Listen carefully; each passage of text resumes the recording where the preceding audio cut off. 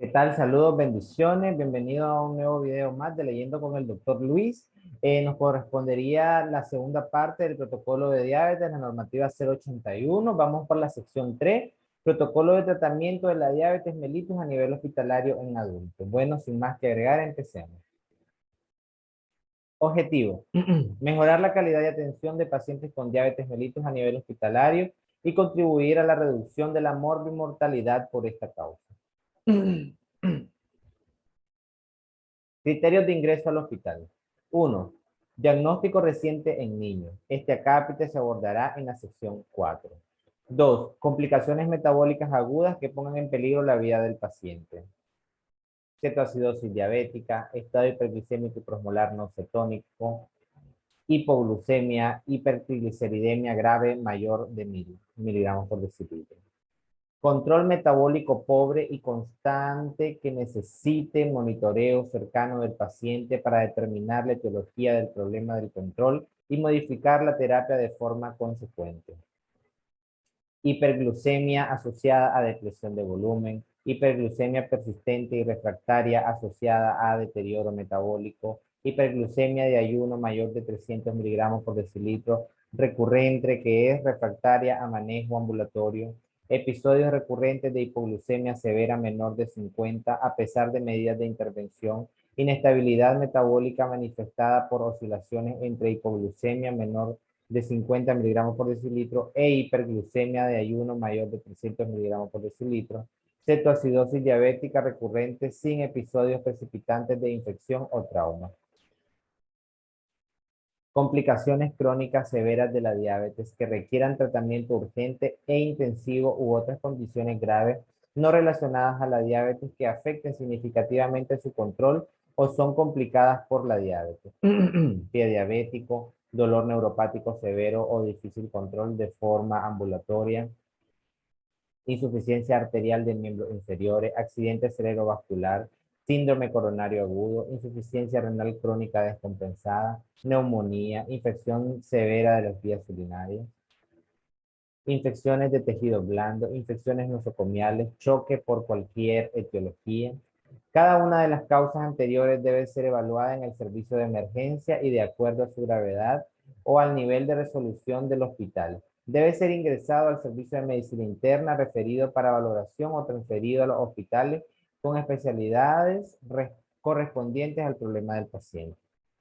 Diabetes pregestacional o diabetes gestacional, difícil control ambulatorio, complicaciones agudas de la diabetes, proceso infeccioso, complicaciones obstétricas.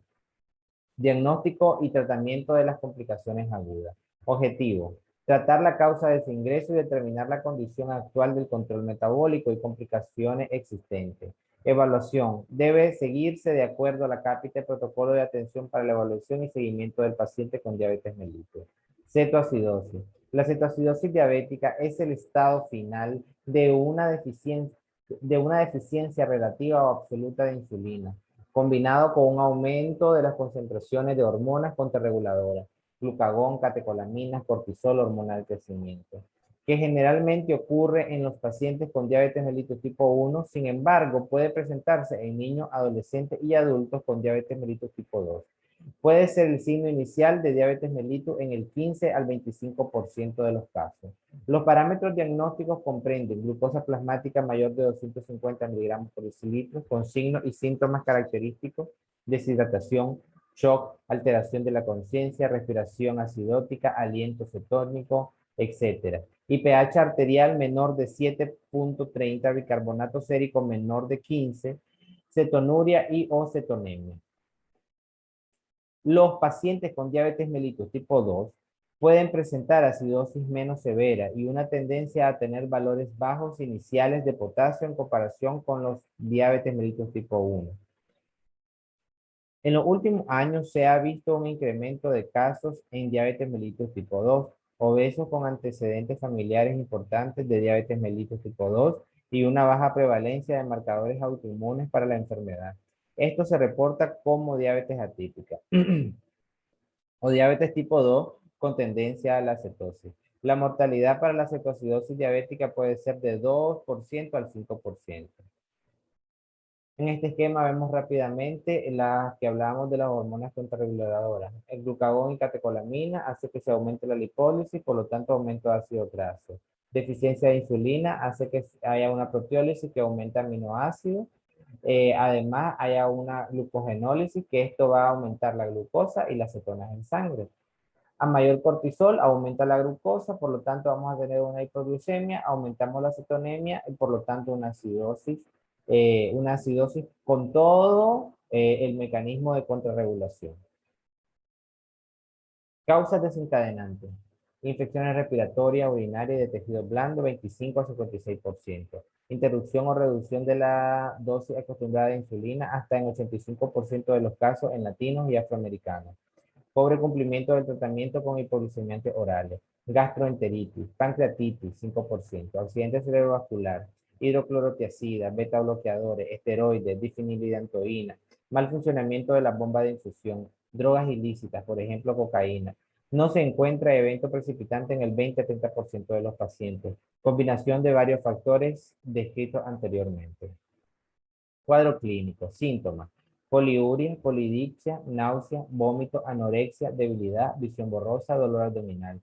Puede confundir con abdomen agudo. Alteraciones del estado de conciencia, coma, hasta en 30% de los casos. Exploración física, taquicardia, deshidratación, hipotensión que puede llegar al choque, respiración de Kussmaul cuando el pH es menor de 7.2. Aliento cetónico, tendencia a la hipotermia, fiebre, solo en el 50% de los casos de infección. Hilio paralítico, distensión gástrica.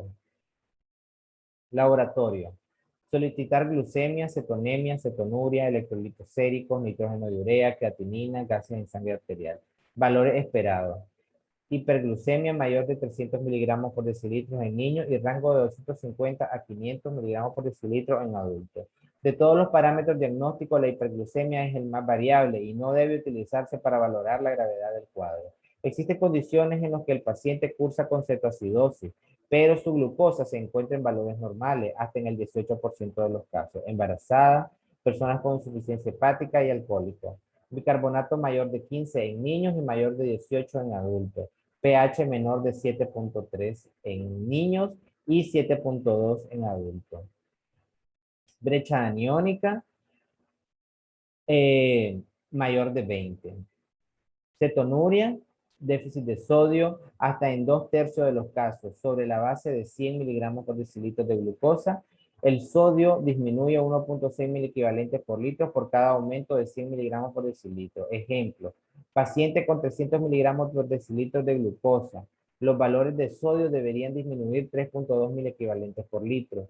El potasio puede estar normal 43% de los casos, disminuido en el 18%, aumentado 39%. La hipocalemia puede manifestarse con la terapia de insulina.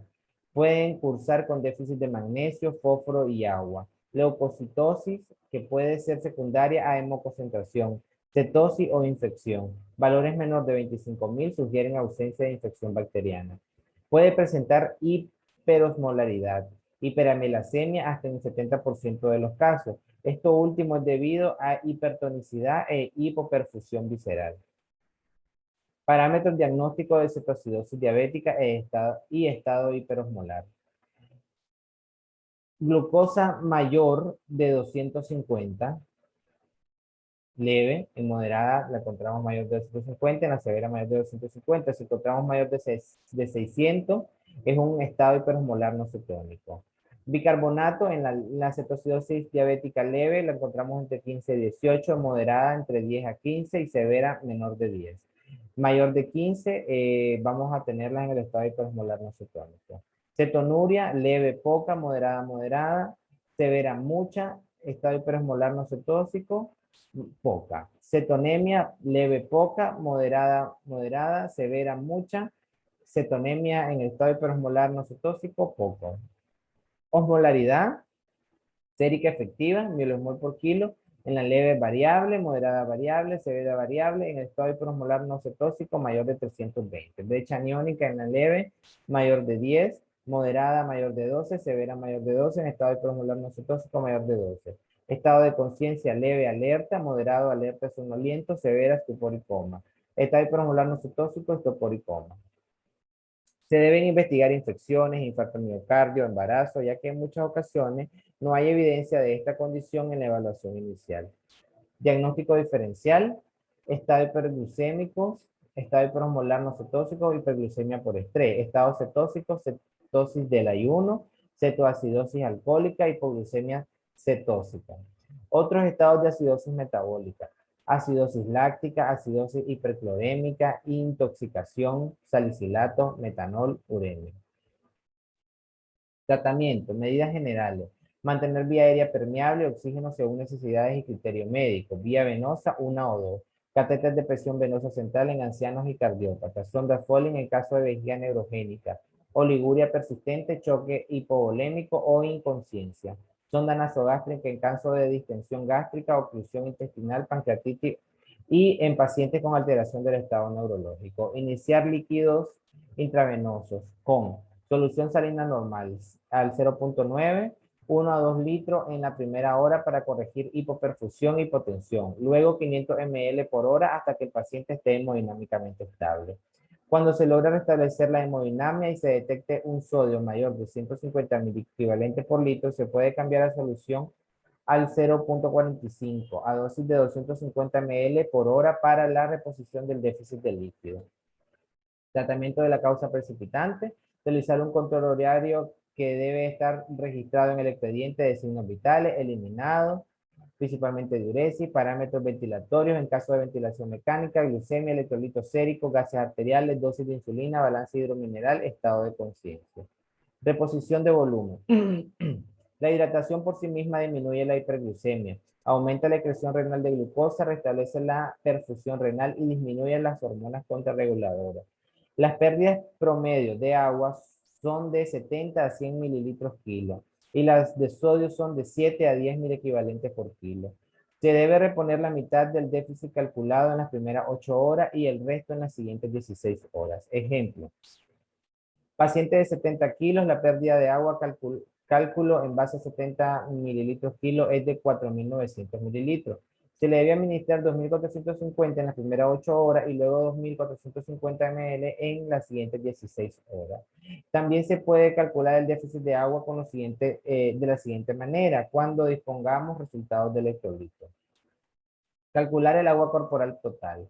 0.6 por el peso en kilo. Hombre de 70 kilos, entonces sería 0.6 por 70 igual a 42 litros. El calcular el agua corporal real. La fórmula es sodio ideal entre el sodio medido por el agua corporal total. Ejemplo. Sodio ideal 140. Sodio medido de 145 por 42, que sería el agua corporal total. Nos daría la división de 140 entre 145 da 0.9 por 42 igual a 38 litros. El sodio ideal es 140, es una constante. Calcular el déficit de agua. Agua corporal total menos el agua corporal real se resta. 42 menos 38 igual a 4 litros. El manejo de los líquidos debe ser de acuerdo a parámetros hemodinámicos y clínicos del caso. Sin embargo, se debe procurar reponer el déficit de líquidos calculado de la siguiente manera. 50% en las primeras 8 horas y 50% en las siguientes 16 horas. Las soluciones intravenosas se suspenden al tolerar la vía oral. El paciente a quien se le diagnostica diabetes mellitus con esta condición, cetoacidosis diabética, probablemente requerirá mayor cantidad de líquidos IV e infusión de insulina para revertir el cuadro, comparados con los pacientes ya diagnosticados. Insulina para el manejo de la cetoacidosis diabética. La terapia con insulina debe iniciarse después que el paciente se ha estabilizado hemodinámicamente.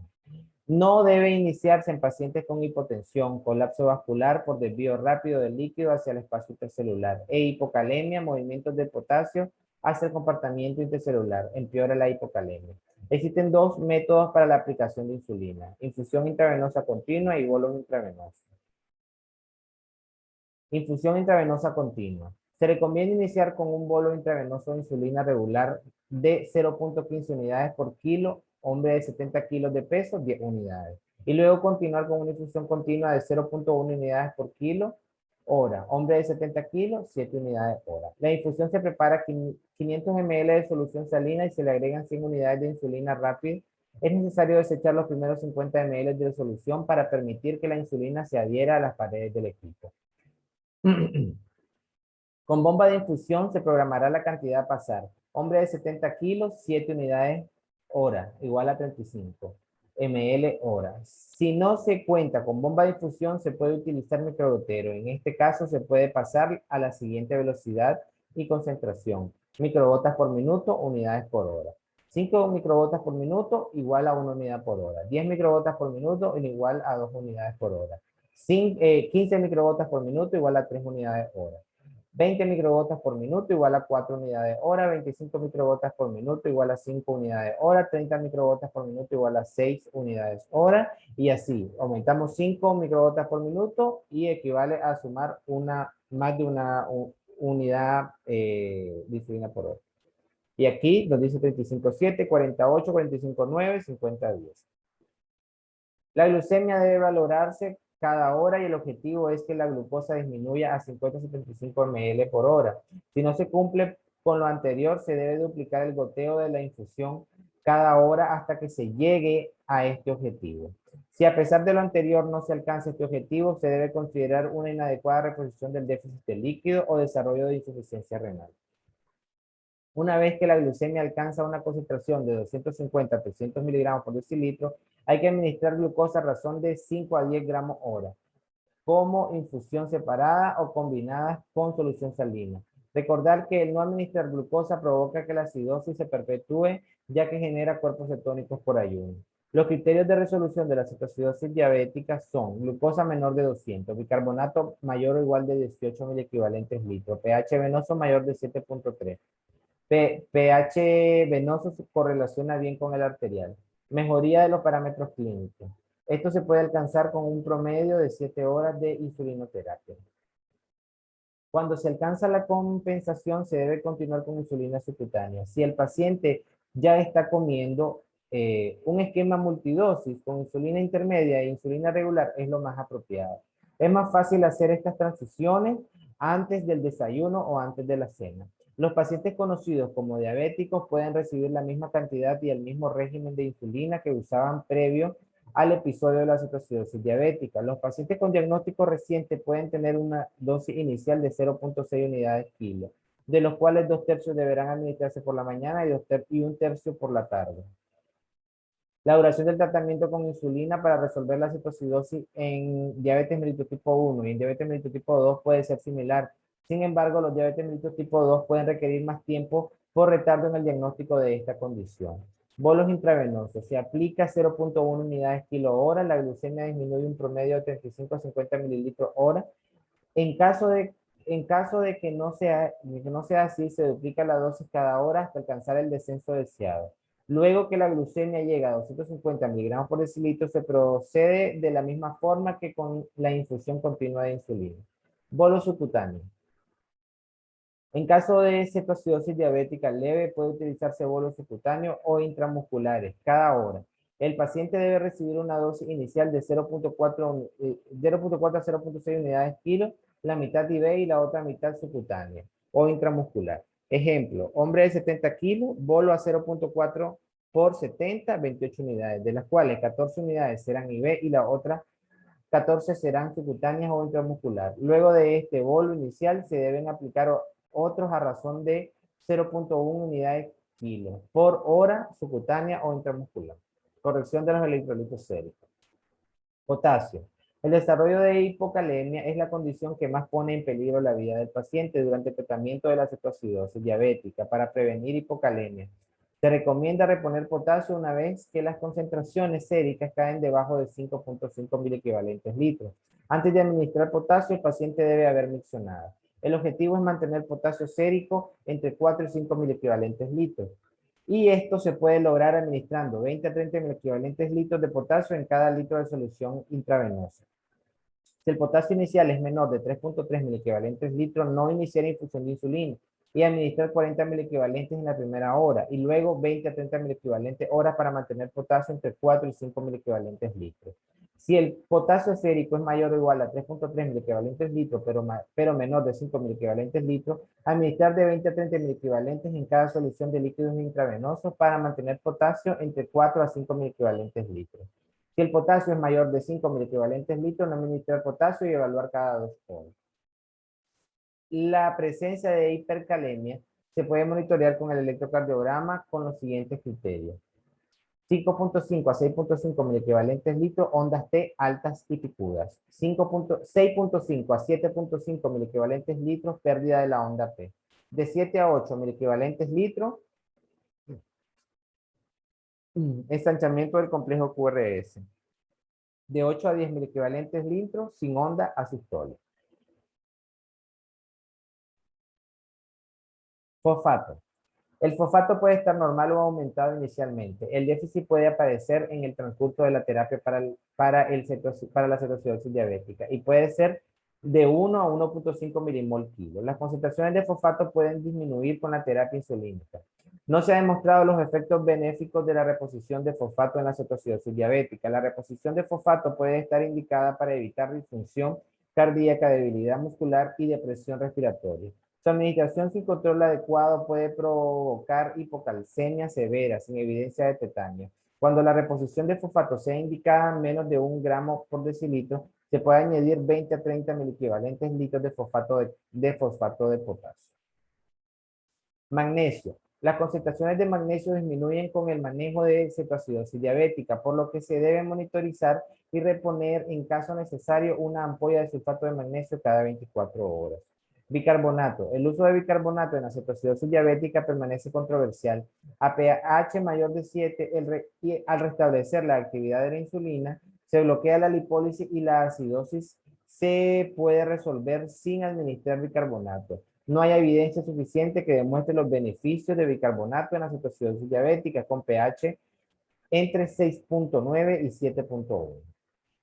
Debido a que la acidosis severa puede llevar a efectos cardiovasculares adversos, parece ser prudente que en pacientes adultos con pH menor de 6.9 se podría usar 100 milimol de bicarbonato de sodio en 400 ml de agua estéril y administrar intravenoso a una tasa de 200 ml hora. En pacientes con pH entre 6.9 y 7, 50 milimol de bicarbonato de sodio diluido en 200 ml de agua estéril a una tasa de infusión de 200 ml hora. No se necesita bicarbonato si el pH es mayor de 7. Las principales desventajas del uso del bicarbonato incluyen el empeoramiento de la hipocalemia, acidosis paradójica en el sistema nervioso central, empeoramiento de la acidosis intracelular y prolongación del metabolismo de los cetoaniones. Recordar que la terapia insulínica y el bicarbonato disminuyen el potasio sérico. Seguimiento. El mejor parámetro de seguimiento es la brecha aniónica. Fórmula para calcular la brecha aniónica es el sodio menos el cloro más el bicarbonato. Parámetros normales de la brecha aniónica entre 10 y 20. El cálculo de la brecha aniónica permite diferenciar tipos de acidosis metabólica. La cetoacidosis diabética cursa con brecha aniónica aumentada, acumulación de cetoacetato y beta-hidroxibutarato. La cetonuria no es el mejor parámetro de seguimiento, ya que las cetonas pueden estar presentes en orina, aún días después de haber resuelto la cetoacidosis diabética. No se ajusta la administración de insulina por la presencia de cetonuria. El paciente puede ser egresado una vez que su cuadro desencadenante esté resuelto y no tenga descontrol metabólico. Puede egresarse con un tratamiento habitual. Complicaciones de la cetoacidosis diabética: hipoglucemia, hipocalemia, hiperglucemia, hipercloremia, edema cerebral, sobrecarga de líquidos, síndrome de distrés respiratorio, tromboembolismo, dilatación gástrica aguda. 2. Estado hiperglucémico y prosmolar no cetósico. Es una descompensación aguda de la diabetes mellitus que se caracteriza por hiperglucemia grave mayor o igual a 600 miligramos por decilitro. Deshidratación, pérdida de 8 a 12 litros. Relación nitrógeno y urea creatinina aumentada, hiperosmolaridad mayor de 320 milimol por litro, bicarbonato mayor de 15 mil equivalentes litro, ausencia de cetoacidosis significativa, alteración del estado de conciencia. Se presenta por lo general en pacientes con diabetes mellitus tipo 2, pero puede presentarse en cualquier edad y con pacientes con diabetes tipo 1. En 30% o 40% de los casos es la presentación inicial de los casos de diabetes mellitus. Es menos frecuente que la cetoacidosis diabética y la edad promedio de presentación es 60 años. Las personas que dependen de otras para su cuidado diario son las que tienen mayor riesgo. La mortalidad puede ser de aproximadamente 15% e incrementa con la edad y con la hiperosmolaridad sérica. La mortalidad es mayor en los casos en que hay coma e hipotensión. Los factores precipitantes, lo mismo que para la cetoacidosis diabética, pero cobra mayor importancia el pobre control glucémico por días, semanas y meses previos. Tabla 26, factores precipitantes del estado hiperosmolar no cetósico. Infecciones, neumonía, infecciones de vías urinarias, sepsis por gran negativo, postquirúrgico, bypass coronario, neurocirugía, cirugía ortopédica, trasplante renal. Enfermedades, aquí tienen un montón, voy a leerla, hay más, ¿verdad? Accidente cerebrovascular, acromegalia, alcoholismo, diabetes mellitus, embolia pulmonar, enfermedad vascular, oclusiva, mesentérica y infarto agudo de miocardio, quemadura, sangrado gastrointestinales, síndrome neurolépticos, malignos, síndrome de Cushing, hemodiálisis o diálisis peritoneal, radiomiólisis metabólica, pancreatitis, hipotermia, golpe de calor, oclusión intestinal, insuficiencia renal, tirotoxicosis, toxicomanía, trombosis, trauma, etcétera. Fármaco. Bloqueadores beta, bloqueadores de canal de calcio, carbamazepina, clorpromacina, simetidina, corticosteroides, manitol, neuroléptico, olazepam, pentamidina, fenitoína, tiazida, diuréticos de Asia, nutrición parenteral total, nutrición enteral didanosina, inmunosupresores, litio. Factores sociodemográficos dependientes de otros para el cuidado personal, tercera edad y mujeres. Cuadro clínico, síntomas. Poliuria, polidipsia, vómito. El estado hiperosmolar se presenta hasta que el paciente no es capaz de mantener una ingesta de líquido y disminuye el flujo urinario. Exploración física, taquicardia, deshidratación grave, hipotensión, 30% se presentan en estado de choque. Los datos de la deshidratación grave pueden ser muy sutiles en el anciano. Alteraciones neurológicas, convulsiones tipo gran mal mayor de 15%, convulsiones focales, hemiparesia, afasia, hemianopsia homónima, cuadriplejía, corea, nistagmo, signo de Babinski. Diagnóstico. Se confirma con una glucemia mayor de 600 miligramos por decilitro, osmolaridad sérica efectiva mayor de 320 miliosmol y cetonuria menor de 2 cruces. Fórmulas para calcular la osmolaridad plasmática. Osmolaridad sérica 2 por el sodio más el potasio más la glucosa entre 18 más el BUN entre 2.8. El valor normal es 185 a 295 miliosmol por litro. Osmolaridad efectiva es 2 por el sodio más la glucosa entre 18. El valor normal entre 280 y 290 miliosmol por litro. Cuando la osmolaridad efectiva excede 320 miliosmol litro, la hiperosmolaridad es significativa. Cuando es mayor de 350 miliosmol, la hiperosmolaridad es severa. Diagnóstico diferencial, diversas causas de alteración del estado de conciencia, incluyendo hipoglucemia, hiponatremia, deshidratación severa, hiperamonemia, sobredosis de drogas, sepsis. Tratamiento. Medidas generales, los mismos conceptos señalados para la cetoacidosis. Reposición de volumen. Al igual que en la cetoacidosis diabética, siempre se debe administrar 1 a 2 litros de solución salina, 0.9% para establecer volumen y tratar hipotensión y hipoperfusión. Determinar la osmolaridad sérica efectiva. El conocimiento de la osmolaridad sérica efectiva es importante porque es la guía para elegir los líquidos de reposición. Determinar el déficit de líquido. El déficit de líquido puede ser de 100 a 200 mililitros kilo. También se puede calcular el déficit de agua con la misma fórmula utilizada en la cetoacidosis diabética. La reposición de líquido inicialmente se puede hacer con soluciones isotónicas. Corrección del sodio sérico. Fórmula para corregir el sodio sérico. El sodio 1.6 por la glucosa menos 100 entre 100. Ejemplo, mujer con glucemia de 600 miligramos por decilitro, resultado de sodio sérico de 140 mil equivalentes litros. Hacemos la ecuación. 1.6 por 600 menos 100 entre 100 igual a 1.6 por 500 entre 100 igual a 800 entre 100 igual a 8.000 equivalentes. Esta cifra representa el efecto dilucional de la hiperglucemia y refleja con mayor exactitud el estado de deshidratación y es muy útil en el monitoreo del tratamiento. Entonces, si esta paciente tiene 140.000 equivalentes de sodio sérico, el real es de 148.000 equivalentes litros. La relación del sodio con la glucosa no es lineal, y el sodio disminuye 1.6 miliequivalentes litros por cada 100 miligramos de glucosa por encima de 100 miligramos de cilitro. En caso de estado hiperglucémicos extremos, el factor de corrección para el sodio es 2.4 miliequivalentes por cada 100 miligramos por decilitro de glucosa.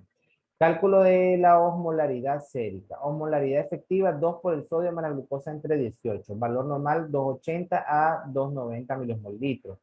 Cuando la osmolaridad efectiva excede 320 milimol el litro, la hiperosmolaridad es significativa. Cuando es mayor de 350 milimol litro, la hiperosmolaridad es severa.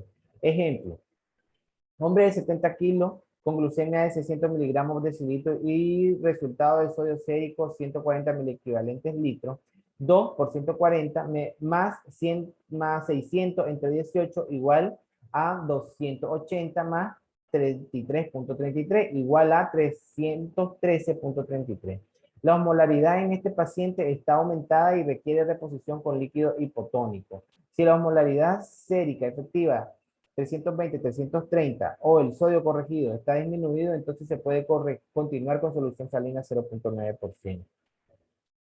Si la osmolaridad sérica efectiva es mayor de 330 milimol litro y el sodio corregido es normal o aumentado, entonces hay que continuar la reposición de líquidos con soluciones al 0.45%. Para evitar el riesgo de edema cerebral, sobre todo en pacientes jóvenes, se debe tener como objetivo que los cambios en la osmolaridad sérica efectiva no sean mayores de 3 milimol kilo hora. En general, un paciente debe recibir 3 a 4 litros en las primeras 4 horas de tratamiento. Al igual que en la cetoacidosis diabética, el objetivo es reponer 50% del déficit en las primeras 12 horas y el otro 50% en las siguientes 12 a 24 horas. Los ancianos con frecuencia necesitan infusiones de solución hipotónica por varios días debido a la persistencia de la hiperosmolaridad. Insulina para el manejo del paciente con estado hiperglucémico hiperosmolar no cetóxico. Se deben tomar las medidas, las mismas precauciones que en la cetoacidosis diabética para iniciar el uso de insulina. La administración de insulina sigue los mismos principios que en la cetoacidosis diabética, pero el descenso de la glucemia debe ser lento, no mayor del 50% en las primeras 12 horas por el riesgo de edema cerebral. Los pacientes con hipernatremia, descontrol metabólico de pocas horas y función renal normal tienen riesgo de desarrollar edema cerebral. El retiro de la infusión continua de insulina se debe realizar cuando se haya alcanzado la resolución del cuadro, mejoría del estado mental, glucosa menor de 300 miligramos por decilitro, osmolaridad sérica efectiva menor de 320 milimol kilo, procediendo de la misma forma que en cetoacidosis diabética. Corrección de los electrolitos séricos. La depresión de potasio es mayor que en la cetoacidosis diabética. Su administración se debe iniciar de acuerdo a valores séricos de potasio. Los principios de reposición son los mismos que para la cetoacidosis. Corrección de los electrolitos séricos. La depresión de potasio es mayor.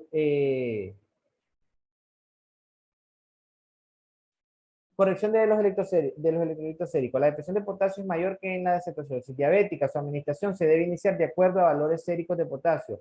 Los principios de reposición son los mismos que para la cetoacidosis. Bien. Ahora vamos con hipoglucemia, que sería el tema 3.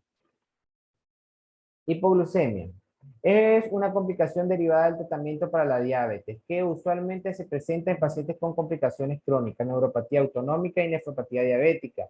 En su forma clínica, la hipoglucemia se define por la presencia de 3 datos conocidos como la triada de Whipple: concentraciones bajas de glucemia, síntomas de hipoglucemia y alivio de los síntomas al corregir la hipoglucemia. Si el paciente con diabetes mellitus e hipoglucemia no necesita asistencia de otra persona para tratar el episodio o evento, se considera como una hipoglucemia leve o moderada. En caso que el paciente necesite asistencia para tratar la hipoglucemia, se considera como severa. Todo paciente con hipoglucemia debe ser evaluado en un establecimiento de salud para identificar las causas del evento y determinar conducta a seguir. En los casos de hipoglucemia severa, se deben trasladar a un establecimiento de salud de mayor resolución. Tabla 27, clasificación y tratamiento de la hipoglucemia en pacientes con diabetes mellitus. Hipoglucemia severa. Característica: es un evento que requiere la asistencia de otra persona para administrar carbohidratos, glucagón o realizar otra acción para revertir el episodio. Cuantificación de la glucosa plasmática no siempre es posible durante el evento, pero la recuperación neurológica atribuible a la restauración de las concentraciones de glucosa se considera suficiente evidencia de que el evento fue inducido por hipoglucemia. Tratamiento. A. Estos casos deben ser atendidos en un establecimiento de salud. B. Administrar dextrosa 50%, 50 ml, 25 gramos o calcular 1 gramo de glucosa por kilo de peso. La glucemia debe determinarse cada 30 minutos por las primeras 2 horas para detectar hipoglucemia de rebote. Puede ser necesario administrar más de un bolo de dextrosa al 50%. Luego continuar con una infusión de dextrosa al 10%, tratando de mantener la glucemia arriba de 100 miligramos por decilitro. Si con glucemia mayor de 100 miligramos por decilitro persiste alteración del estado de conciencia, valorar la presencia de edema cerebral y el uso de manitol y corticoide. Y en la medida de lo posible, el paciente debe ser manejado en una unidad de cuidados críticos. En los casos que la hipoglucemia sea por hipoglucemiantes orales, entonces el paciente debe ser hospitalizado por 3 a 5 días. Y si la hipoglucemia es severa, debe manejarse como en los incisos A y B. Durante este periodo, la glucemia debe permanecer entre 150 y 200 miligramos por decilitro. Hipoglucemia sintomática documentada. Evento con síntomas clásicos de hipoglucemia en la que se documentan niveles de glucosa menor de 70 miligramos por decilitro. Hipoglucemia asintomática. No hay síntomas típicos de hipoglucemia, pero los niveles de glucosa son menor o igual de 70 miligramos por decilitro. Probables síntomas de hipoglucemia. Eventos con síntomas típicos de hipoglucemia, pero que no se acompaña de una determinación de la glucosa, pero que se presume que es causado por niveles de glucosa menor o igual de 70 miligramos por decilitro. ¿Qué hacemos acá? Educar al paciente en el autocuido ante la presencia de síntomas clásicos de hipoglucemia o niveles menores de 70 miligramos por decilitro. Puede autotratarse de la siguiente forma. Con 10 o 20 gramos de glucosa, esta dosis puede repetirse cada 15 a 30 minutos si los síntomas persisten o la glucemia persiste por debajo de 70 miligramos de decilitro. Después que se resuelva la hipoglucemia, el diabético deberá comer algo para evitar recaídas. 300 gramos de carbohidrato oral en 24 horas en forma de soda gaseosa, jugo, sándwich, etc. Una vez que el paciente se ha recuperado, debe considerarse reducir la dosis del hipoglucemiante, suspender el fármaco o sustituirlo por otro. Hipoglucemia relativa. Evento en el cual una persona con diabetes mellitus reporta algunos de los síntomas de hipoglucemia y los interpreta como indicativos de hipoglucemia, aunque los niveles de glucosa sean mayores de 70 miligramos por decilitro. Esta categoría se refiere al hecho de que pacientes con diabetes mellitus mal controlados puedan experimentar síntomas de hipoglucemia con concentraciones mayores de 70 miligramos por decilitro a medida que las concentraciones de glucosa desciendan a estas cifras. Realizar ajuste de dosis y tratar de alcanzar las metas de forma lenta. Factores de riesgo para hipoglucemia. La hipoglucemia iatrogénica en diabetes mellitus tipo 1 y tipo 2 es el resultado de la interacción del exceso de insulina terapéutica y alteraciones en la contrarregulación. Exceso absoluto y relativo o relativo de insulina, factores de riesgo convencionales. Dosis excesiva de insulina, intervalos cortos de administración, tipo equivocado de insulina o hipoglucemiantes orales. Disminución de la ingesta de alimentos, omitir un tiempo de comida, ayuno nocturno. Incremento en la utilización de glucosa, ejercicio. Disminución de la producción de glucosa, alcohol. Incremento de la sensibilidad a la insulina, ejercicio durante la noche, pérdida de peso. Disminución del aclaramiento de insulina, insuficiencia renal crónica. Alteraciones en la contrarregulación de la glucosa, hipoglucemia asociada a falla autonómica. Deficiencia de insulina, disfunción de la célula beta, no disminuye la insulina o aumenta el glucagón en respuesta a la disminución de la glucosa. Historia de hipoglucemia severa, hipoglucemia inadvertida o ambas, o terapia muy agresiva. Concentraciones muy bajas de glucosa, concentraciones muy bajas de hemoglobina glucosilada. Hipertrigliceridemia grave. Es una de las complicaciones agudas de la diabetes mellitus o puede acompañar a las complicaciones agudas de la diabetes. Puede acompañarse con hipertrigliceridemia grave, triglicéridos mayor de 1000. Resultados de la acción de la lipasa o la lipoproteína. Esta hipertrigliceridemia produce disminución del sodio sérico y alteración de los valores de creatinina, lo que dificulta el manejo del cuadro de descontrol glucémico. Además, la hipertrigliceridemia favorece la aparición de pancreatitis aguda, por lo que su atención debe ser urgente. Diagnóstico. Si para el diagnóstico no se cuenta con medidas de lípido, es suficiente centrifugar el suero del paciente y observar sobrenadante del lípido. Tratamiento. El tratamiento debe ser con ayuno y restitución de la aplicación de la insulina. Después del estado crítico, a menudo es necesario administrar fibratos o enfirosil. También se ha comprobado la eficacia del aceite de pescado omega 3, 1 a 4 gramos al día. Se debe iniciar una dieta compuesta por 70% de carbohidratos menos 10% de azúcar simple y fibra dietética, 10% grasa y 20% proteína. Seguimiento por consulta externa. Los pacientes que ameriten seguimiento especializado serán remitidos a la consulta externa de medicina interna. El internista determinará si es necesario que sea remitido a consulta con endocrinólogo. Los pacientes con descompensaciones agudas y complicaciones mínimas serán referidos a sus respectivas áreas de salud para su seguimiento. El paciente debe llegar a consulta externa con los siguientes exámenes: glucosa en ayuna y 2 horas postprandial, creatinina, examen general de orina, perfil de lípidos completo, ácido úrico, fibrinógeno, hemoglobina y glucosilada. Diabetes y cirugía. El 50% de los diabetes mellitus requerirán cirugía al menos una vez en su vida. Cifras de glucosa mayor o igual de 220 miligramos por decilitro se asocian a tasa de infección 2.7 veces mayor en heridas quirúrgicas. Poco aporte de oxígeno tisular, inhibición del flujo coronario colateral, alteración en la vasodilatación, mediada por endotelio. Hiperglucemia aguda. Los pacientes diabéticos que serán sometidos a procedimiento quirúrgico electivo o de emergencia deben ser considerados como alto riesgo debido a las múltiples complicaciones microvasculares y macrovasculares que representan. Principios que rigen el manejo de los pacientes diabéticos durante la cirugía en hospitales y centros de atención ambulatoria. Los objetivos generales del manejo son prevenir la hipoglucemia y la cetoacidosis, controlar la hiperglucemia, mantener un equilibrio de líquido de electrolitos normales y restablecer la alimentación oral tan pronto como sea posible. Objetivo de control: pacientes en cuidados intensivos, glucemia entre 70 y 110 miligramos por decilitro. Sala general, 70 a 110 miligramos por decilitro, no exceder de 180 miligramos por decilitro. Deben determinarse con frecuencia los niveles de glucosa plasmática en el periodo perioperatorio para guiar el tratamiento. Los niveles de glucosa en orina no son fiables. Las recomendaciones habituales es obtener determinaciones de glucosa en plasma cada 4 a 6 horas y bien medirlas por glucómetro hasta que se restablezca la alimentación oral, a menos que una hiperglucemia severa requiera manejo más severo.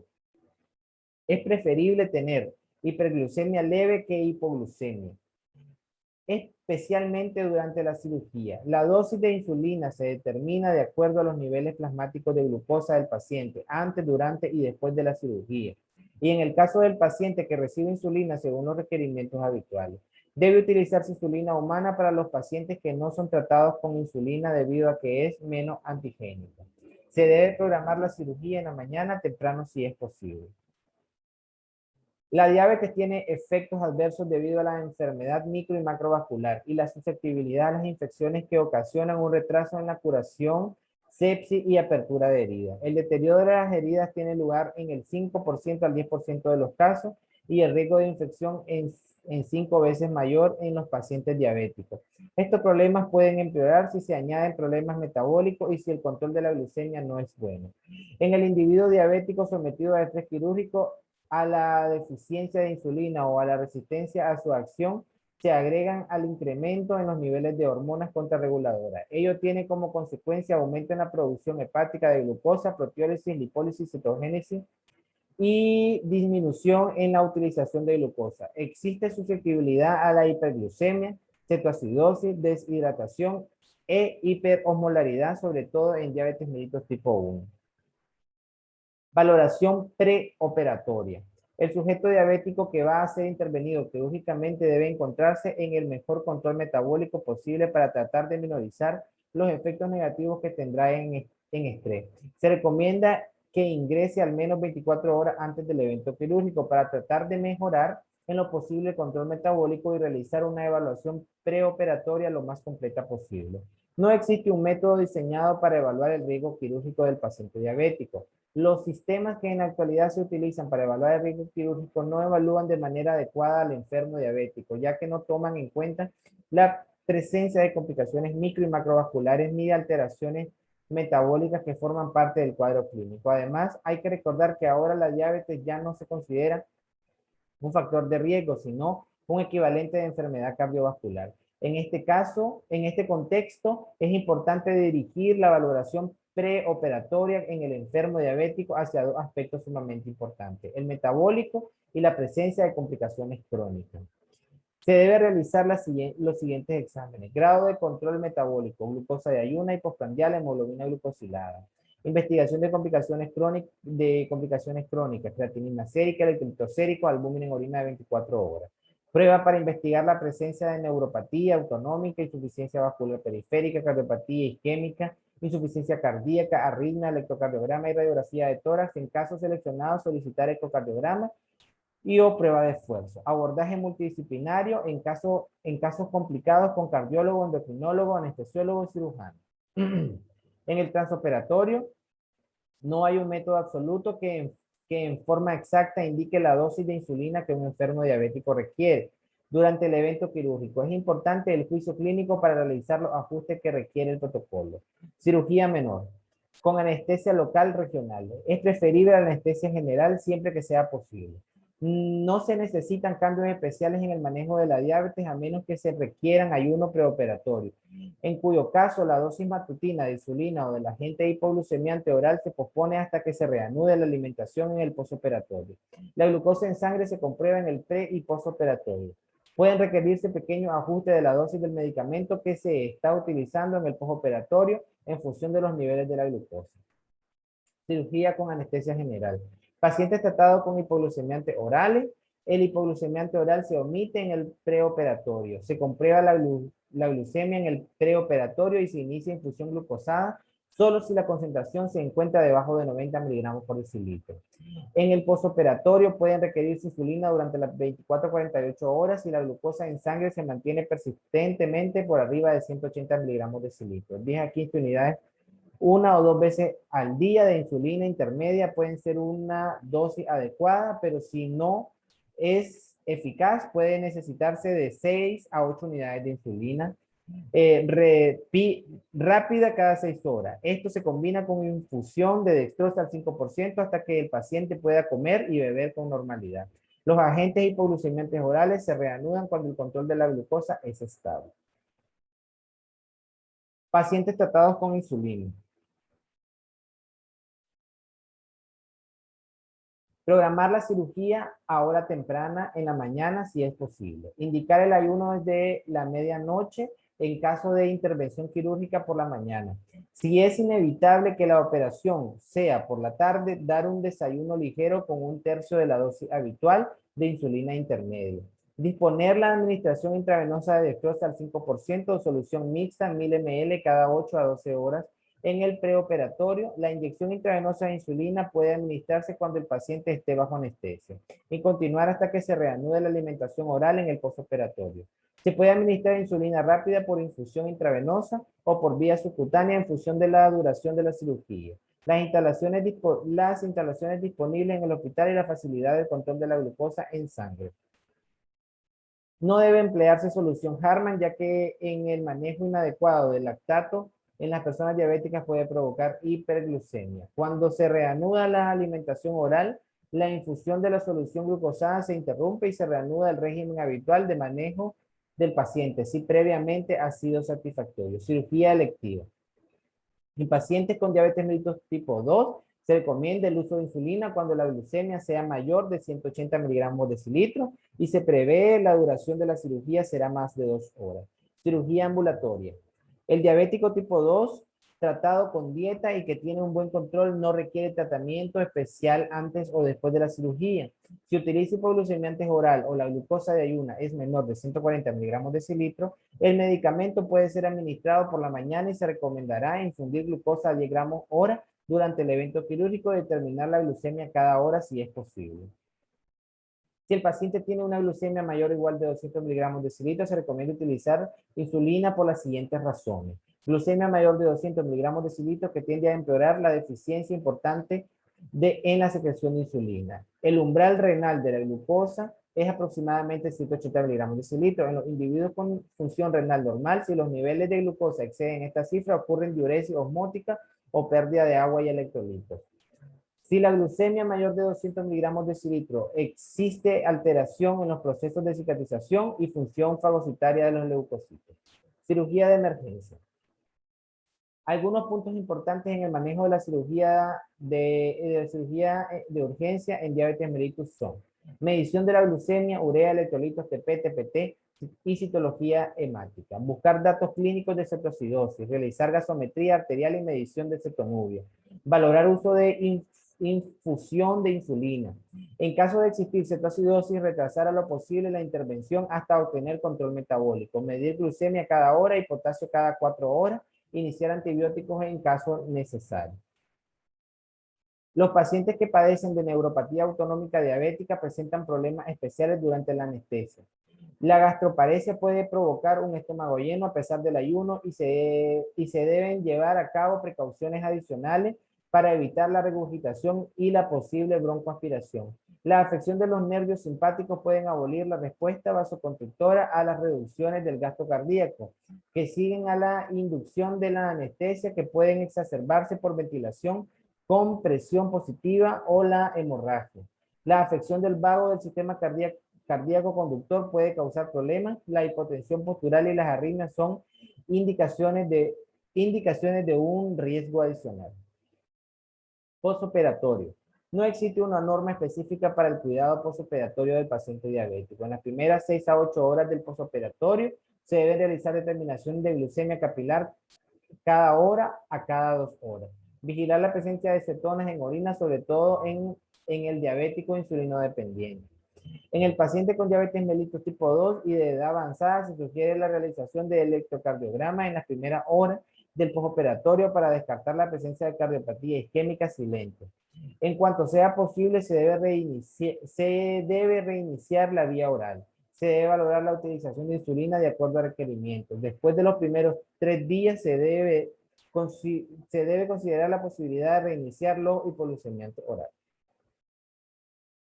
Recomendaciones y tratamiento de la diabetes mellitus en la etapa pre y postoperatoria. En la dieta, tipo de tratamiento, preoperatorio y postoperatorio. Dieta, monitoreo de la glucemia, puede necesitar insulina de corrección o infusión de insulina para alcanzar las metas. En el vamos a leer, vamos a leerla así. Dieta, sí, vamos a ver. Dieta.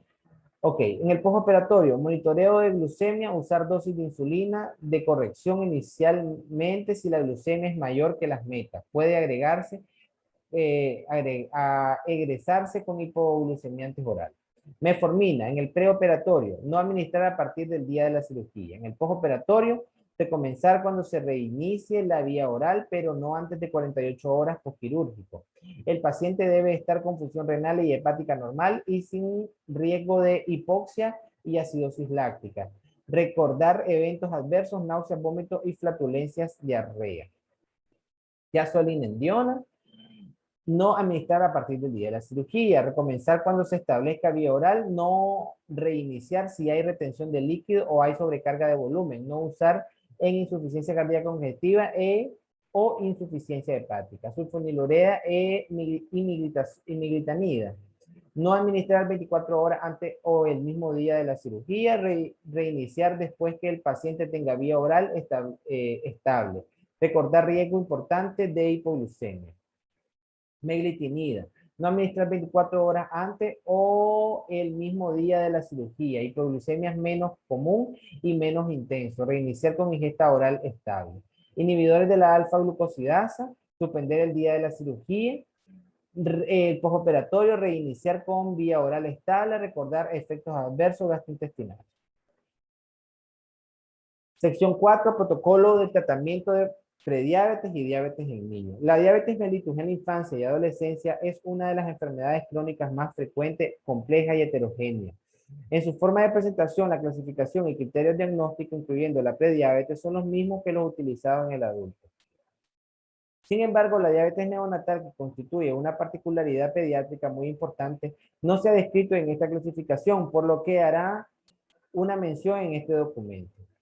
Dado que el niño y el adolescente es un ser que está en constante cambio, no solo en lo biológico, sino también en lo psicosocial, el manejo de la diabetes mellitus requiere de algunas particularidades propias de este grupo. En caso de los niños, el tratamiento inicial debe ir dirigido a estabilizar al paciente. Si llega con alguna complicación aguda, pero siempre debe trasladarse al especialista. Hay que recordar que este grupo está en la etapa de crecimiento y por lo tanto deberá de ser tratado con un equipo multidisciplinario y especialista en endocrinología o pediatría, entrenado para el manejo de diabetes en niños.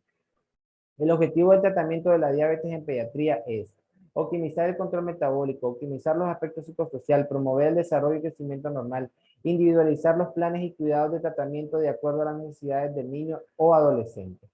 Diferencial de los estados de hiperglucemia en niños y adolescentes. Diabetes tipo 1. Por lo general, en un niño diabético de reciente diagnóstico, alrededor del 80-90% de la capacidad de secreción ha sido destruida. Fases de la diabetes. Diabetes preclínica. Presentación de la diabetes. Un niño o adolescente con la presentación clásica de poliuria y aumento, polidipsia y pérdida de peso durante 2 a 6 semanas no suele suponer una dificultad para el diagnóstico. El hecho de no considerar la posibilidad de diabetes y las presentaciones atípicas pueden dar lugar a un diagnóstico tardío. Algunos niños pueden tener un inicio rápido de los síntomas y presentarse a los pocos días en cetoacidosis diabética, mientras que otros pueden tener un inicio lento de los síntomas en un periodo de varios meses. Remisión parcial o luna de miel. En aproximadamente el 80% de los niños y adolescentes, los requerimientos de insulina disminuyen transitoriamente al iniciar el tratamiento. La mayoría de estudios definen una fase de remisión parcial cuando el paciente requiere menos de 0.5 unidades de insulina por kilo de peso corporal por día y tiene una hemoglobina glucosilada menor de 7. La fase de remisión parcial comienza a los pocos días o semanas del inicio de la terapia con insulina y puede durar de semanas a meses. Durante esta fase, los niveles de glucosa en sangre son estables dentro del rango normal, a pesar de las fluctuaciones en la dieta y el ejercicio. Es importante informar a las familias de la naturaleza transitoria de la fase de remisión parcial, a fin de evitar la falsa esperanza de que la diabetes va remitiendo espontáneamente. Fase crónica de dependencia de la insulina. La progresión de la fase de remisión parcial a la fase crónica suele ser gradual, pero puede ser acelerada por una enfermedad intercurrente. En esta fase se incrementan las necesidades de insulina. El reemplazo con insulina exógena sigue siendo la única forma de terapia eficaz para el control de la diabetes. Diabetes tipo 2. En la actualidad, esta epidemiología ha cambiado y si bien la diabetes mellitus tipo 1 continúa siendo la principal causa de diabetes en la infancia, diabetes tipo 2 ha alcanzado niveles alarmantes, emergiendo como un verdadero problema de salud pública, estrechamente relacionado con la epidemia de la obesidad, lo cual está vinculado con los cambios en el estilo de vida y hábitos de alimentación con una vida cada vez más sedentaria y una alimentación con alto contenido calórico y bajo valor nutritivo. Poblaciones pediátricas con riesgo para desarrollar prediabetes y diabetes tipo 2. Ser obeso, tienen historia familiar de diabetes tipo 2, pertenecer a un grupo étnico de alto riesgo para diabetes, pertenecer a una gestación que cursó con diabetes, muestran evidencias de resistencia a la insulina, cartogenérica o síndrome de ovario poliquístico, nacer prematuro, rebrote ponderal exagerado entre los 2 y 12 años de edad, corticoterapia crónica. Pacientes con alto riesgo hacer control cada 2 años a partir de los 10 años o al comienzo de la pubertad. Diabetes tipo MODY, Mature Onset Diabetes of the Young, se caracteriza por inicio antes de los 25 años. Diabetes mellitus que no produce cetosis, herencia autosómica dominante, defecto primario en la función de las células beta pancreáticas. Los principios del manejo de MODY son los mismos de la diabetes tipo 2. Diabetes neonatal. Es una hiperglucemia que aparece en las primeras semanas de vida. La patogenia es diferente de la diabetes tipo 1. Diabetes neonatal transitoria. Edad del diagnóstico, en la mayoría de los casos, a los 3 días de nacido. Se acompaña de retardo en el crecimiento uterino sin otra anomalía que explique el retardo del crecimiento. Duración de la diabetes es de 3 a 4 meses. Diabetes neonatal permanente. Se acompaña de otros síndromes de evolución grave como mutación homocigota del gen IPF1, cromosoma 13, lo cual produce agenesia del páncreas. Se asocia a insuficiencia pancreática exocrina asociada. Síndrome de Wolcott-Rillison, gen EIF2AK3, donde también el neonato presentan displasia espondiloepificiaria con osteoporosis. Diabetes inducida por medicamentos. Los escenarios más frecuentes para la aparición de diabetes inducida por medicamentos ocurren en neurocirugía por la utilización de dosis altas de dexametasona para tratar el edema cerebral, hemato-oncología por la quimioterapia, L-asparginasa, ciclosporina o tacrolimus, posiblemente por destrucción de las células beta y el inmunosupresión post-trasplante principalmente renal. Hipoglucemia asociada al estrés. Se observa en pacientes con fiebre, infección, cirugía, dificultad respiratoria, trauma craneoencefálico u otras condiciones críticas. Generalmente es transitoria y no debe considerarse como un diagnóstico de diabetes, aunque los diabetes tipo 1 pueden debutar ante estos cuadros de estrés. Manejo de la diabetes en niños y adolescentes. Objetivos del manejo de la diabetes mellitus. Adaptación psicosocial óptima. Control metabólico glucémico óptimo. Desarrollo y crecimiento normales. Un plan individualizado de cuidado de la diabetes que incorpore las necesidades particulares del niño o adolescente y la familia. Educación sobre la enfermedad. También se debe educar a los padres o tutores. La educación y entrenamiento debe adaptarse a la edad, la madurez, etapa de la diabetes, estilo de vida y cultura de cada individuo. Debe incluir a los padres o cuidadores, sobre todo cuando el niño es muy pequeño, y la aplicación y cálculo de la insulina debe quedar bajo la responsabilidad del cuidador. Los temas a enseñar deben incluir qué es la diabetes, causas de la diabetes, cambios en el estilo de vida, nutrición, ejercicio, orientación nutricional, complicaciones crónicas de la diabetes, almacenamiento de la insulina, técnica de inyección de la insulina, ajuste de la dosis de la insulina, automonitoreo, adaptación psicológica y familiar, hipoglucemia que incluya la prevención y manejo de la diabetes durante un episodio agudo. Cambio en el estilo de vida. Nutrición.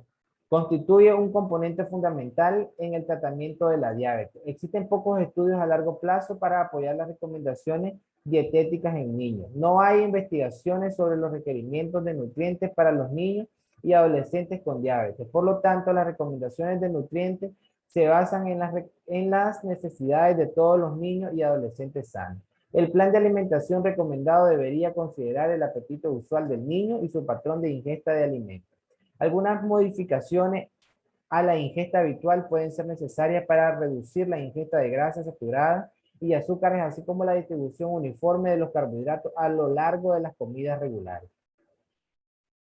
En términos generales, en el plan de alimentación debe incluirse las siguientes recomendaciones. Limitar la ingesta de carbohidratos de absorción rápida, azúcar. La cantidad de las reacciones o porciones de los alimentos debe ser semejante todos los días. Cuando el régimen de insulina es de 2 inyecciones diarias de insulina NPH y bolos de insulina regular antes de cada comida principal, debe limitarse la alimentación a 3 comidas principales: desayuno, almuerzo y cena, y 2 meriendas, una fruta 2 horas después del desayuno y un vaso de leche antes de dormir. En horarios específicos rígidos, si el régimen de insulina es con análogo, una dosis basal de acción prolongada de glargina y bolos múltiples preprandiales con insulina ultra rápida, apidra. Puede haber mayor flexibilidad en cuanto al horario de las comidas. Tabla 29, recomendaciones de carbohidratos, grasas y proteínas en niños y adolescentes con diabetes mellitus. Carbohidratos de 50 a 55, grasa 30%, proteínas de 15 a 20%. Se recomienda las fuentes de proteínas magras como cortes magros de carne y productos lácteos reducidos en grasa. Tabla 30, recomendaciones alimenticias en niños y adolescentes para diabetes mellitus. Grupo de edad, recomendaciones. Nacimiento 24 meses. Durante los primeros 6 meses La grasa debe componer el 50% del aporte calórico total de la leche materna o de la fórmula. De los 6 a 12 meses, la meta es de 40% del total de la energía. No debe utilizarse leche descremada o semidescremada en niños menores de 2 años. De 24 meses a 4 años, 11 meses. La meta es del 30% de la energía total a partir de la grasa, no más del 10% de energía a partir de grasa saturada. Las leches bajas en grasa son apropiadas, pero no la leche descremada. 5 a 14 años. La meta es del 30% de energía total a partir de la grasa, no más de 10% de energía a partir de grasa saturada. Adolescencia. La meta es del 25% de energía total a partir de la grasa, no más del 10% de energía a partir de grasa saturada. Ejercicio y actividad física. La actividad física debe ser considerada parte del manejo de la diabetes. Niños y adolescentes con diabetes mellitus tipo 1 deben ser animados a participar en diversos deportes y actividad física y no estar limitados a su elección de actividad. Las actividades deben ser de preferencia supervisadas cuando se practican de forma individual, tienen lugar en el agua, se tratan de deportes extremos. Asimismo, se debe ser cauteloso en los casos de limitantes del individuo para reconocer y tratar la hipoglucemia. Por lo antes mencionado, se sugiere recomendar las actividades físicas con compañía o supervisada. Los niveles de glucosa en sangre deben ser medidos antes, durante y después de la actividad física. La actividad física puede requerir la ingesta adicional de carbohidratos, fruta y la reducción de la insulina. La experiencia y el monitoreo de la glicemia ayudan a determinar las estrategias más adecuadas, ya que los requisitos varían para cada individuo. Todos los niños y adolescentes que participan en actividades deportivas deben tener acceso a la asistencia de una persona que conozca el manejo de hipoglucemia. Una recomendación general es que se deben tomar 15 gramos, una ración de carbohidratos de rápida absorción por cada 30 minutos de actividad física moderada a intensa. Se deben consumir carbohidratos extra si el nivel de glucosa en sangre es 126 miligramos decilitro. La actividad física extenuante debe ser evitada y si los niveles de glucosa en sangre son mayor de 270 miligramos decilitro y si hay cetonemia. Monitoreo de glucosa en sangre. La medición de la glucosa en sangre es esencial en el manejo de los niños y adolescentes. Los niños mayores y adolescentes serán capaces de medir sus niveles de glucosa en sangre, mientras que el niño menor dependerá de sus padres o cuidador para el monitoreo de la glucosa. La información obtenida del monitoreo de la glicemia debe ser usada en asociación con la hemoglobina glucosilada A1C y parámetros clínicos para evaluar y modificar el manejo insulínico para mejora del control glucémico. Los niveles de glucosa en sangre deben ser medidos en diferentes momentos del día, pre y postprandial, con el fin de obtener un perfil de las 24 horas, antes, durante y después de hacer ejercicio, durante las enfermedades intercurrentes. Se sospecha hipoglucemia, tras el tratamiento de la hipoglucemia durante los días de algún padecimiento agudo. Regímenes con insulina. Los diferentes tipos de insulina y su mecanismo de acción fueron presentados en los capítulos anteriores del manejo en la diabetes del adulto. El fin de la terapia con insulina es proporcionar una sustitución fisiológica de la insulina que simule la secreción basal para las necesidades fisiológicas y metabólicas del organismo y bolos de insulina preprandial para controlar la excursión glucémica. Sin embargo, con la insulina y los regímenes de uso común no siempre se logran este objetivo, por lo que el esquema de dosis y tipo de insulina debe individualizarse, ya que no existe un esquema establecido. La elección de los tipos de insulina y el régimen debe ser guiada por una serie de factores que incluyen edad del paciente, factores del estilo de vida, preferencia y habilidades del manejo del paciente y su familia, objetivos metabólicos, duración de la diabetes, experiencia del equipo de atención en salud, acceso al sistema de salud, régimen y horario de alimentación del paciente, tendencias generales de alimentación, asequibilidad y sostenibilidad, complicaciones asociadas, incluyendo hipoglucemia. Régimen de insulina en niños y adolescentes. 3 inyecciones diarias. Una mezcla de insulina de acción intermedia, NPH, e insulina de acción rápida, antes del desayuno y cena. Y una dosis de insulina de acción rápida antes del almuerzo. 4 inyecciones diarias, régimen bolo basal. Insulina de acción rápida administrada antes de las comidas principales, desayuno, almuerzo y cena, y una dosis de insulina de acción prolongada, glargina, por la noche, antes de dormir o antes de desayunar. Dosis y distribución de la insulina total diaria. La dosis de insulina se adaptan para las circunstancias y necesidades de cada paciente y cambian a menudo en niños y adolescentes. Factores que afectan a la dosis de insulina son la edad, el peso, la etapa de la pubertad, duración de la diabetes, la ingesta y distribución de alimentos, el ejercicio, las rutinas diarias, los resultados del automonitoreo, las enfermedades intercurrentes.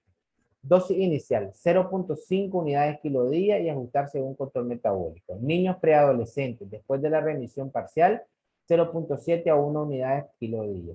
Durante la pubertad, después de la remisión parcial, 1.2 a 1.5 unidades kilodía o más. Manejo hospitalario de la diabetes mellitus. Generalidades. Todo paciente diabético, una vez que es diagnosticado, deberá hospitalizarse para iniciar educación diabetológica e insulinoterapia por un equipo multidisciplinario de diabetes que incluye asistencia psicológica, nutricionista y enfermera, capacitada en diabetes. En regiones rurales o del interior del país se debe iniciar su manejo y la mayor brevedad solicitar su traslado o remisión al Hospital Infantil La Mascota, que es el único centro a nivel nacional que cuenta con endocrinología pediátrica. El manejo por equipo multidisciplinario que permite menos días de hospitalización, mayor nivel de prácticas de autocuido de la diabetes, menores tasas de readmisión, alcanza la meta de hemoglobina glucosilada, desarrollo más tardío de complicaciones. Cubrir los siguientes aspectos durante la hospitalización: educación en diabetes, terapia de reemplazo con insulina, monitoreo de la glicemia, plan nutricional, adaptación psicológica y el bienestar de toda la familia, actividad física. Complicaciones agudas de la diabetes mellitus, cetoacidosis diabética. Generalidades.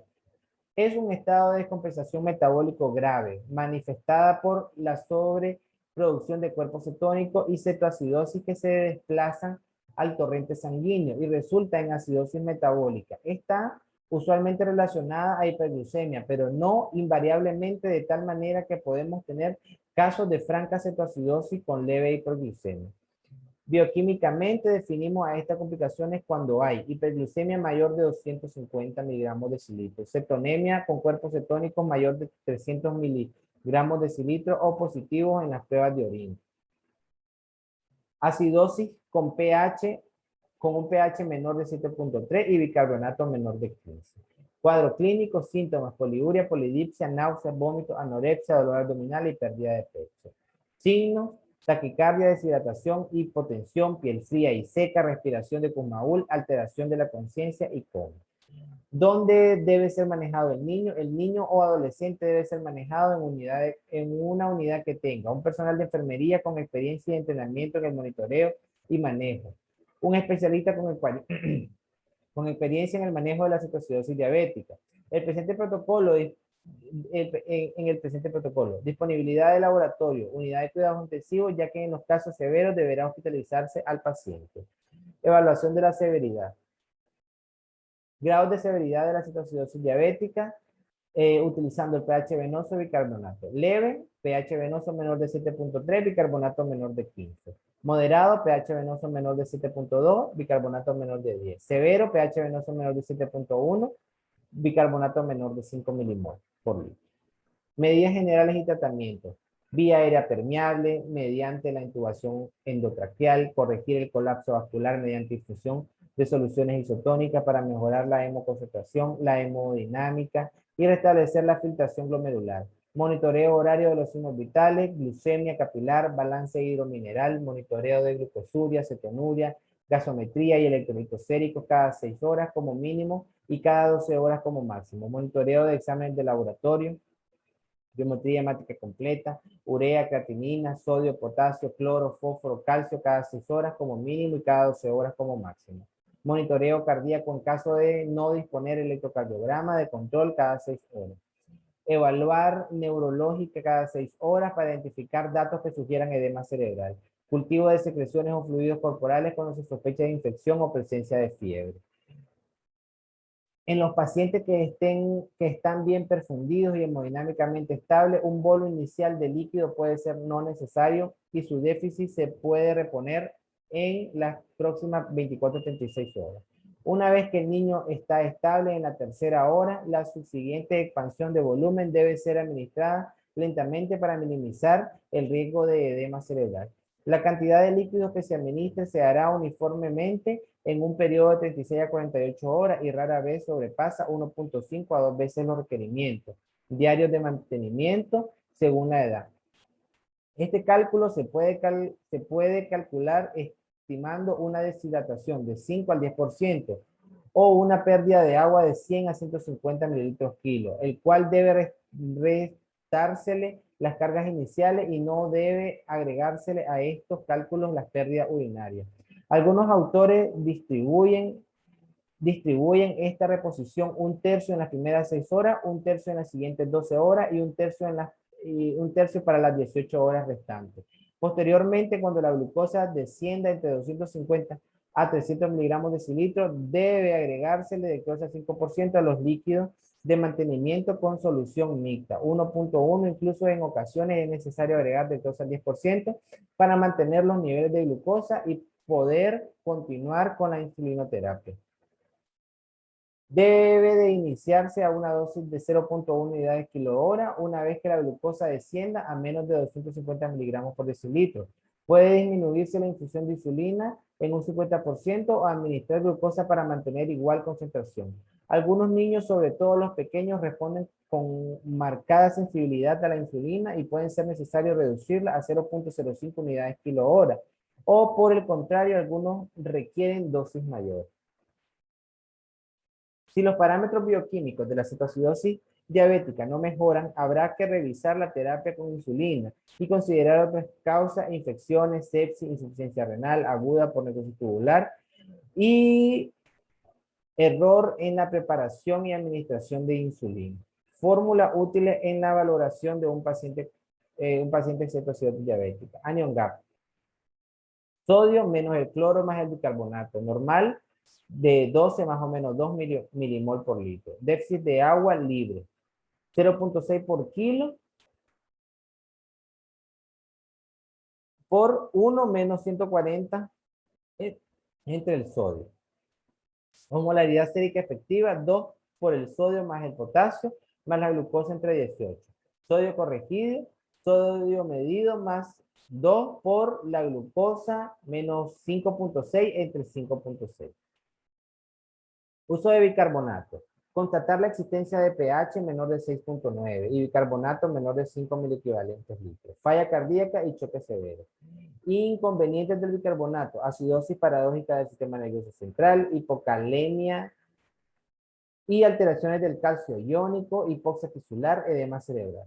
Edema cerebral es la complicación más seria y frecuente de la cetoacidosis diabética. Típicamente ocurre entre las primeras 6 a 12 horas de haber iniciado el tratamiento. Ocurre en el 0.4 a 1% de todos los niños con cetoacidosis diabética y está asociado a una alta tasa de mortalidad entre el 57 y 87% según el grado de severidad.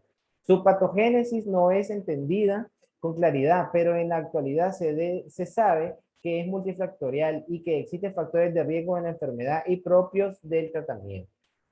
Signos y síntomas premonitores de edema cerebral: dolor de cabeza, disminución de la frecuencia cardíaca, cambios neurológicos, irritabilidad, confusión, incontinencia y alteraciones de los pares craneales, disminución de la saturación de oxígeno, cambios dramáticos, convulsiones, papiledema, paro respiratorio son signos tardíos del mal pronóstico.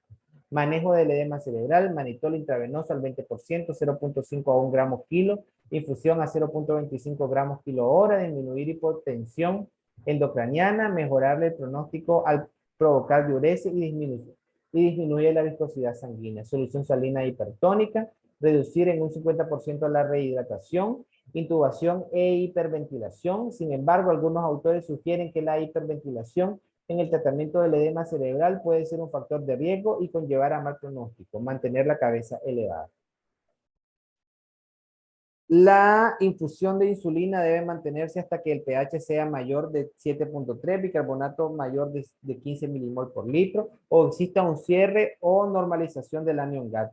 Si la acidosis ya está corregida, hay buen estado de conciencia y ha tolerado bioral, puede iniciarse insulinoterapia de mantenimiento cuando el paciente es conocido, ajustar la dosis de insulina tomando como punto de referencia su dosis habitual. Si está debutando, iniciar el cálculo de insulina NPH a 0.5 unidades kilo día.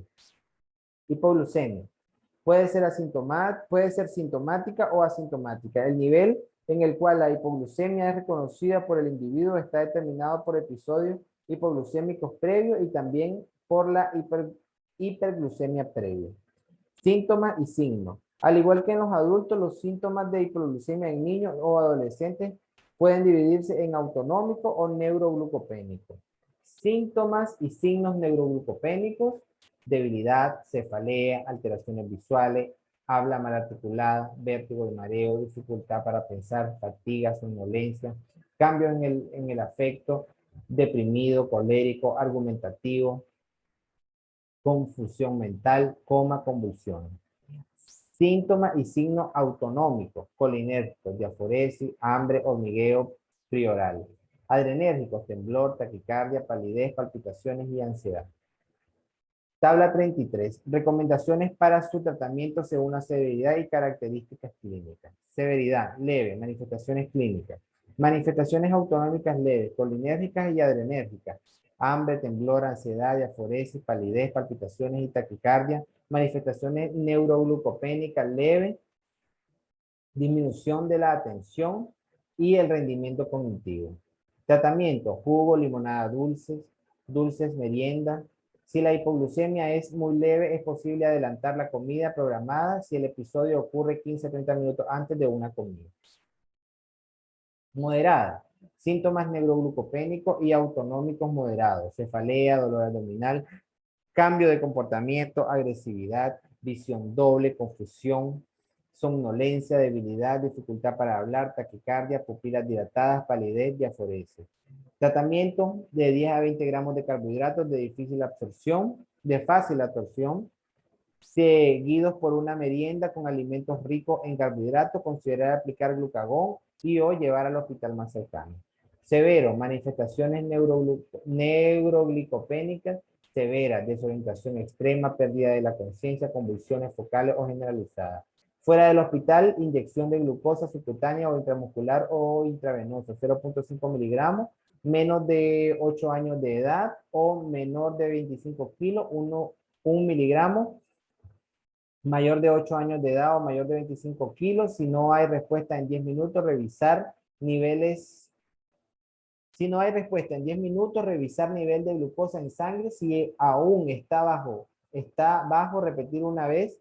Seguimiento con alimentos con carbohidratos o monitoreo frecuente. En el hospital, bolo de dextrosa intravenosa, 2.5 mililitros kilo de dextrosa al 10%.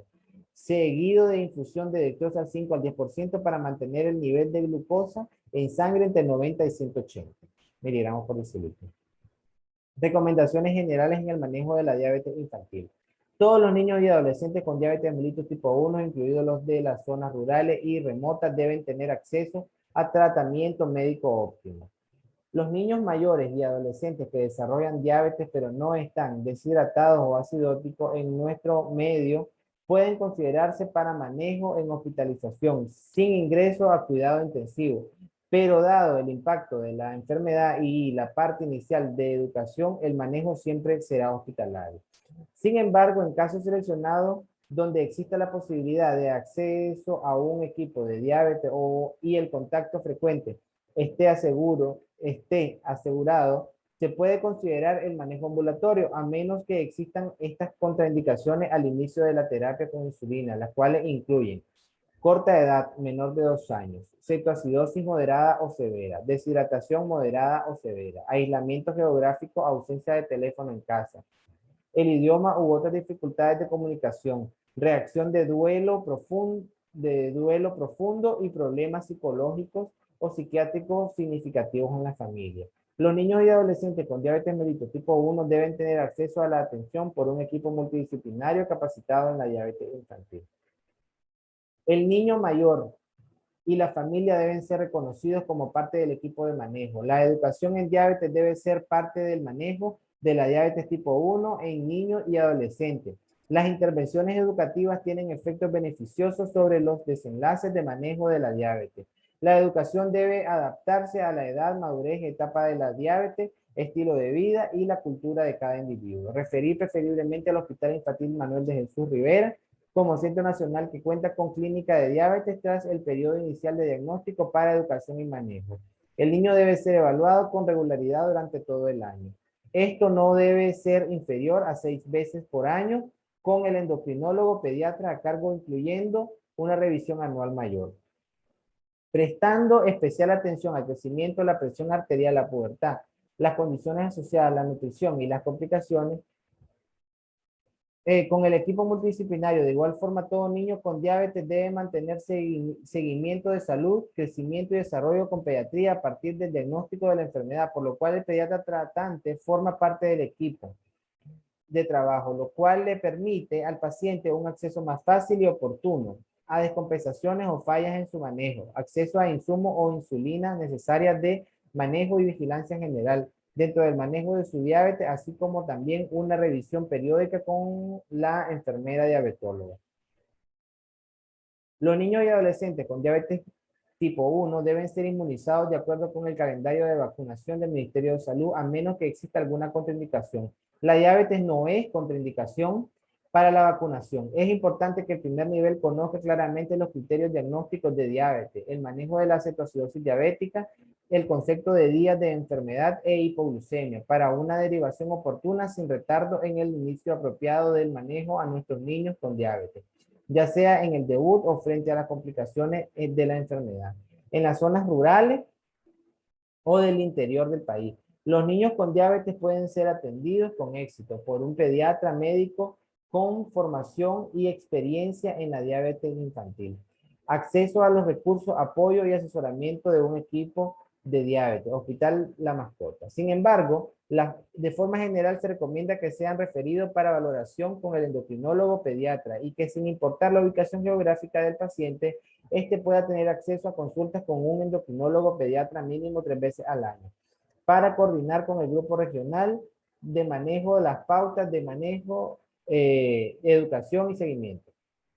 El control de la diabetes debe ser optimizado en lo posible, pues la mejora del control glucémico reduce el riesgo de desarrollo y progresión de las complicaciones macrovasculares y microvasculares en adolescentes y adultos. El monitoreo frecuente de glucemia como parte del manejo ha demostrado estar asociado a un mejor control de glucémico y la recomendación general es de por lo menos 3 a 4 controles de glucemia capilar. Anexos. Anexo 1. Convertir de mililitros a miligramos, se debe dividir la cantidad de milimoles entre 0.05551. Anexo 2. Evaluación y seguimiento del paciente con diabetes mellitus. Actividades para la evaluación y seguimiento del paciente con diabetes mellitus.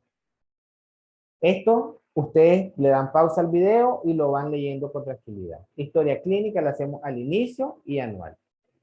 Actualizar historia clínica cada 3 meses.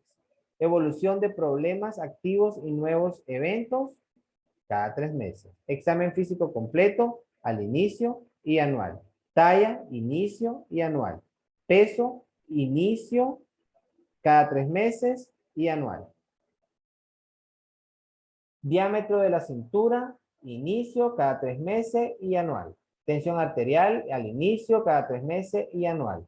Pulsos periféricos al inicio y anual. Inspección de los pies al inicio cada 3 meses y anual. Sensibilidad de pie, vibración, monofilamento al inicio cada 3 meses y anual. Reflejo aquiliano y patelar al inicio y anual.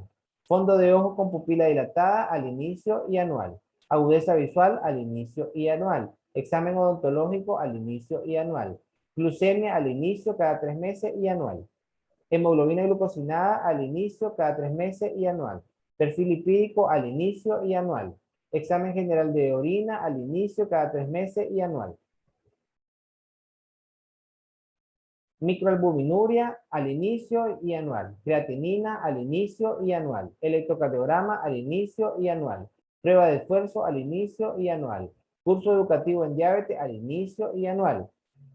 Reforzar conocimientos y actitudes cada 3 meses. Evaluación psicosocial al inicio y anual.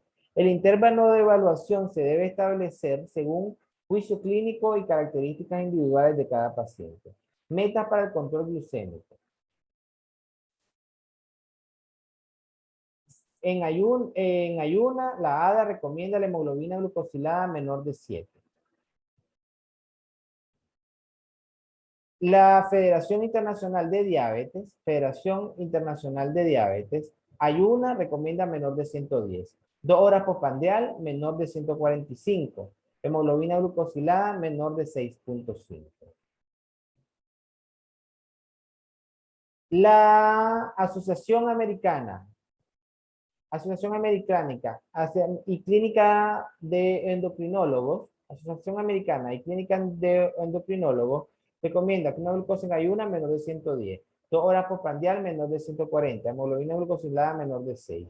Y la Asociación Latinoamericana de Diabetes, la ALAD, recomienda ayuna menor de 100, 2 horas postprandial menor de 140, hemoglobina glucosilada menor de 6. Para fines de este protocolo se debe utilizar los criterios de la ALAD, que es la que nos corresponde a nosotros como Latinoamérica. Anexo 4. Equivalentes de hemoglobina glucosilada y promedios de glucemia. Equivalencias aproximadas entre hemoglobina glucosilada y promedio de glucemia medidas durante 24 horas. Glucemia de 345, hemoglobina glucosilada de 12. Glucemia de 310, glucosilada de 11. Glucemia de 275, glucosilada de 10. Glucemia de 240, glucosilada de 9. Glucemia de 205, glucosilada de 8. Glucemia de 170, glucosilada de 7. Glucemia de 135, glucosilada de 6. Glucemia de 150, glucosilada de 7. Glucemia de 120, glucosilada de 6. Glucemia de 90, glucosilada de 5. Ustedes le dan stop y lo leen con tranquilidad, por si me llevo a confundir. Metas del control lipídico. ATP3, clasificación de colesterol total, LDL, HDL y triglicéridos. Cifras en miligramos por decilitro, clasificación. Colesterol total menor de 200, deseable. De 200 a 239, limítrofe alto. Mayor de 240, alto. LDL, menor de 100, óptimo. De 100 a 129, casi óptimo. De 130 a 159, limítrofe alto. De 160 a 189, alto. Mayor de 190, muy alto. HDL, menor de 40, bajo. Mayor o igual de 60, alto. Triglicérido, menor de 150, normal. De 150 a 199, limítrofe alto. De 200 a 499, alto. Mayor de 500, muy alto. Anexo, distribución del índice de masa corporal, kilogramos por metro cuadrado. Índice de masa corporal de 18 a 25, normal. De 25.1 a 29.1, sobrepeso. De 30 a 34.9, obesidad grado 1. De 35 a 39.9, obesidad grado 2. Mayor de 40, obesidad grado 3. Evaluación de la obesidad central. Hombres, cintura mayor de 102 centímetros. Relación cintura-cadera mayor de 0.9. Mujeres, cintura mayor de 88 centímetros. Relación cintura-cadera mayor de 0.85. Identificación clínica del síndrome metabólico. Factores de riesgo, medición. Obesidad abdominal. Factores de riesgo. Obesidad abdominal. Mujeres, hombres, ¿verdad? Obesidad abdominal, circunferencia de la cintura. Hombres, mayor de 102 centímetros. Mujeres, mayor de 88 centímetros. Triglicéridos, mayor o igual de 150 miligramos de cilitro. Colesterol, HDL, hombres, menor de 40. Mujeres, menor de 50. Tensión arterial, mayor o igual a 130 sobre 85 miligramos de mercurio. Glucosa de ayuno, mayor o igual a 110. El diagnóstico del síndrome metabólico se establece al identificar 3 o más factores del riesgo de ATP3. Técnica de exploración con el monofilamento de Semen-Weinstein. 5.07 de 10 gramos. Objetivo del examen: detectar la pérdida de sensibilidad protectora, determina el punto crítico en el cual el sistema sensitivo no siente dolor para retirarse del punto que lo lastima y por lo tanto no puede proteger el tejido blando. Generalmente no se relaciona con la Parestesia. Descripción. Es un monofilamento de nylon, que ejerce una fuerza constante al presionarlo sobre la piel, 10 gramos, para el calibre de 5.07. Generalmente no se correlaciona con la parestesia. Este examen tiene una sensibilidad del 84%, una especificidad del 96% y un valor predictivo positivo del 76%. Estudios prospectivos han demostrado que correlaciona con un aumento en la probabilidad de desarrollar úlceras plantares o aumento en las extremidades inferiores. Técnica de aplicación: mostrar el filamento al paciente y tocarlo con él en el brazo o la mano para mostrarle que no duele. Luego, el paciente debe cerrar los ojos y se presiona perpendicularmente en la cara plantar de cada pie sobre las cabezas de los del primero, tercero y quinto metatarsiano. También en la superficie plantar de los dedos primero, tercero y quinto. Medio pie medial y lateral y sobre talón. También entre la base del primero y segundo dedo de la cara dorsal. No se debe aplicar sobre hiperkeratosis o caries.